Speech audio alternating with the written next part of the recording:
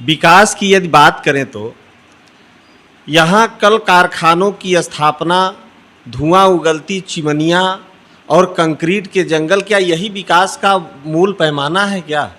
यह अगर विकास का मूल पैमाना होता तो आज़ादी के पहले अंग्रेज़ों ने यही पैमाना अपनाया था और इस देश के जल जंगल ज़मीन पर हमला किया, जिसके वजह से इस देश में सबसे बड़ी क्रांति आई और देश आज़ाद हुआ। आज़ादी के बाद भी इस देश में बहुत सीमित मात्रा में देश के डेवलप के लिए थोड़ा बहुत हुआ, लेकिन अभी जिस तरह से हमारे सोनभद्र में पूरे संपूर्ण सोनभद्र के एक एक अंगुल अंश के भूभाग को विकास के नाम पर उजाड़ना, दोहन करना, प्रकृति पर्यावरण, यह तो सीधे सीधे विनाश है।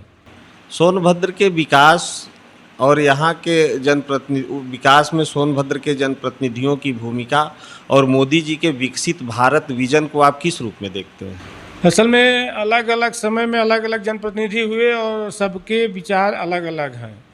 तो अभी वर्तमान में जो हमारे जनप्रतिनिधि महोदय लोग हैं, यह लोग जो है विकसित भारत के नाम पर इस धरा को बचाने के लिए कोई प्रयास नहीं कर रहे हैं और उन लोगों को भगवान सद्बुद्धि दें, क्योंकि यह सोनभद्र है। सोनभद्र सृष्टि सृजन का साक्षी स्थल है, मानव सभ्यता का उत्पत्ति स्थल है, जहाँ सभी देव ऋषि मुनियों ने साधना किया, तपस्या किया और शिव शक्ति के साधना के केंद्र हैं।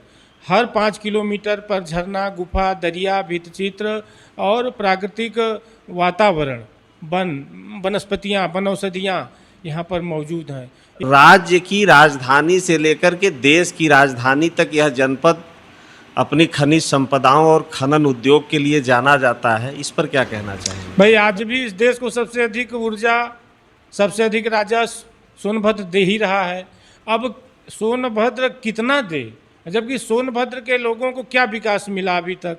न तो यहाँ के सोनभद्र वासियों को बिजली मुफ्त मिली, न तो सोनभद्र वासियों को एक पैसे का कोई मुनाफा हुआ कि उनके जो खेती है, यहाँ के प्रदूषण के कारण उनकी खेती भी बर्बाद हो रही है, लाखों की संख्या में किसानों का रोजगार चौपट हो रहा है, तो उनको कोई न आर्थिक सहायता, न कोई आर्थिक मदद और न कोई अतिरिक्त यहाँ के किसानों को बच्चों के लिए शिक्षा या यहाँ के किसानों के लिए जो बियर हाउस होता है, जो कच्चे माल तैयार हो रहे हैं, टमाटर है, सब्जियाँ हैं, फल फूल हैं, उनके लिए न तो बियर हाउस का व्यवस्था यहाँ कुछ विकास के लिए किया गया। विकास के लिए 5,000 करोड़ की परियोजनाएं, जिसमें 10,000 करोड़ ये सड़क बनेगी।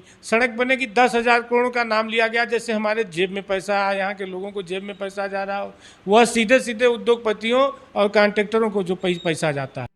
खनिज उद्योग का जो प्रभाव है वो प्रकृति पर किस तरह से आप उसको देखते हैं? इसका दुष्प्रभाव इतना है कि अभी हम लोग हीट वेव का सामना किए हैं, मरते मरते लोग बचे हैं और यह हीट वेव यूरोप में चला गया था, जिसके कारण जो है हजारों लोग वहाँ पर अब मर गए और अभी फिर हीट वेव आएगा, अभी पेड़ कटेंगे तो ये विकास कैसे हुआ? बीमारियां ऊपर से बढ़ रही हैं, संसाधन की कमियां हो रही हैं। प्राकृतिक संसाधन से संपन्न हमारा जिला है, जहां सभी ऋतुओं का आगमन होता है।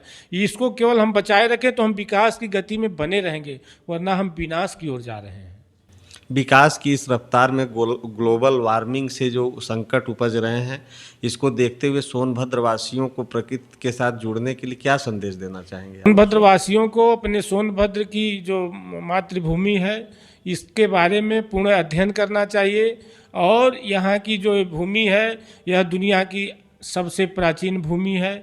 यहाँ के जो ये पहाड़ हैं, कैमूर वन्य क्षेत्र, यह दुनिया का सबसे बेशकीमती वन क्षेत्र है, जहाँ से ऑक्सीजन, सांस और यहाँ ओम पर्वत से लेकर गोमुख तक, मच्छंदरनाथ से लेकर के गुप्तानाथ तक, कर्णकोट से लेकर के विजयगढ़ दुर्ग तक, शिवद्वार से लेकर गुप्ता धाम तक, ऐसे अनगिनत प्राचीन स्थल हैं जिनका लोग नाम तक नहीं जानते हैं और वहाँ पर हजारों लाखों वर्षों से साधना पूजा करके ऋषियों ने हमें मानव जीवन दिया है, हमें तमाम सभ्यताएं दी, हमें औषधियाँ दी और हम उनको एक झटके में नष्ट कर दें विकास के नाम पर। ये कौन सा विकास है? मेरा प्रश्न ही है कि विकास किसका। आखिर यह बिजली पैदा करेंगे तो न भारत सरकार को 1 यूनिट मुफ्त देंगे, न यह राज्य सरकार को 1 यूनिट मुफ्त देंगे, न सोनभद्र जनपद वासियों को 1 यूनिट बिजली मुफ्त देंगे, और 1 रुपये में हमारा पूरा जंगल, पूरा पहाड़, पूरा नदी, पूरा जल स्रोत, ऐतिहासिक, पौराणिक, वैज्ञानिक और धार्मिक आध्यात्मिक स्थल के ये नष्ट कर देंगे, जिसको बचाने के लिए अब तक फॉरेस्ट विभाग ने, जायका कंपनी ने सैकड़ों करोड़ रुपया इस वन पर लगाया है, और उसको 1 रुपये में आप बेच देंगे। यह अरबों लोगों की ऑक्सीजन है, सांस यहाँ से निकलती है जो मुफ्त में मिल रही है, उसका 1 रुपये में आप सौदा कर रहे हैं। और वह बिजली अपने वह व्यापारी है, वह बहुराष्ट्रीय कंपनी का व्यापारी है, वह बिजली अपने मन से माफिक बेचेगा, 1 यूनिट 10 रुपये की बेचेगा कि 20 रुपये की बेचेगा, वह उसकी मर्जी, आपका उस पर कंट्रोल भी नहीं रहेगा। और आप लोग बता रहे हैं कि ये विकास है। कैसे विकास है? जो ऐसी इसको विकास मान रहे हैं, उससे बड़ा तो मूर्ख मैं किसी को समझता ही नहीं हूँ।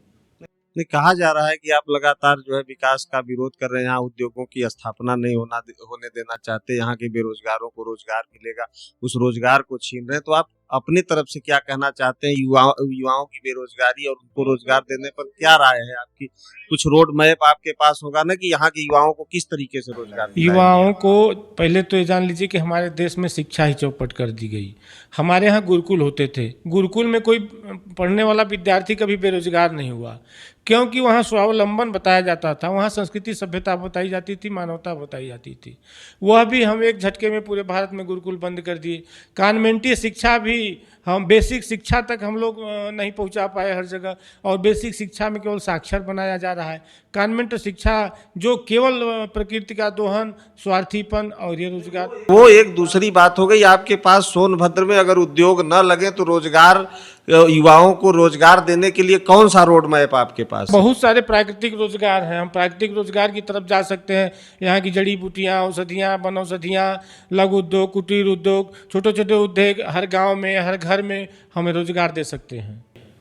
पर्यटन सबसे बड़ा पर्यटन का तो ये भारत का दुनिया का सबसे बड़ा पर्यटन का केंद्र बन जाएगा, क्योंकि जब जिस जिले को जो है देश के राष्ट्रपति महोदय ने कहा कि सोनभद्र नहीं देखा तो भारत नहीं देखा, देश के प्रधानमंत्री ने कहा कि सोनभद्र भारत का स्विट्जरलैंड है, चौधरी चरण सिंह जब प्रधानमंत्री थे वो आए तो देखे, कहे कि ये तो सोनभद्र को ये ऐतिहासिक धरोहर के रूप में इसको संरक्षित किया जाना चाहिए।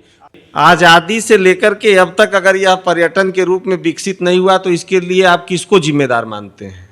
अब इसके लिए जो मौके पर जो यहाँ के जनप्रतिनिधि रहे, यहाँ के जो जागरूक लोग रहे, जिन लोगों को इसकी चिंता थी, क्योंकि जब आज इसकी स्थापना हुई तो उस समय यही तय हुआ था कि मुख्यमंत्री जी ने जब यहाँ स्थापना की तो भाषण में भी आया कि सोनभद्र बनेगा भारत भद्र। लेकिन आज भारत का सबसे भ्रष्ट, सबसे प्रदूषित, सबसे बीमार जनपद बन गया है।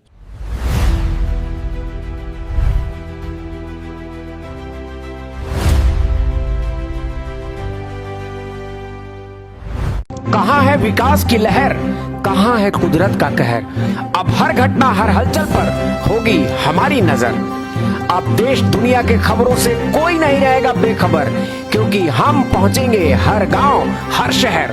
आपकी सुध लेने आ रहा है खोज खबर। Watch, like, share and subscribe YouTube channel खोज खबर, आईना सच का।